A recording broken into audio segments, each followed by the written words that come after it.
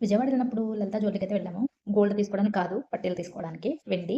అయితే ఆల్రెడీ ఓల్డ్‌వి ఉన్నాయి పట్టీలు. కానీ అవి సాగిపోయి జారిపోతున్నాయని చెప్పి అమ్మ చేంజ్ చేపించమని ఇచ్చిందనమాట. పట్టీలు, డబ్బులు చేంజ్ చేపించడానికైతే వెళ్తున్నాము. అయితే ఫ్లెక్సీ కుట్టించడానికి వచ్చిన రోజే సేమ్ డే రోజు. అయితే లోపలికైతే వచ్చాము.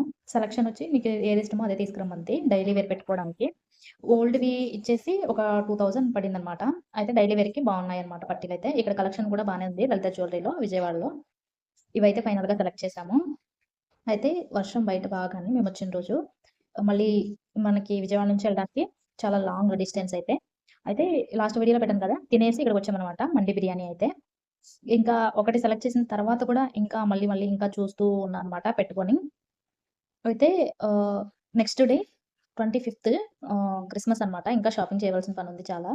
పువ్వులు తీసుకోవాలి. చిన్న చిన్న షాపింగ్. పెద్ద షాపింగ్ ఏం కాదు. ఎప్పుడు వ్లాగ్ స్టార్ట్ చేసినా షాపింగ్ అంటా ఉన్నాను కదా! అయితే ఇక్కడ క్రిస్మస్‌కి చూసారు కదా! బయట ఎంత వర్షంగా ఉందో. ఇక్కడ ఇలా అయితే డెకరేట్ చేశారు. క్రిస్మస్ ట్రీ అలాగా. అయితే కొన్ని ఫోటోస్, వీడియోస్ తీసుకున్నా.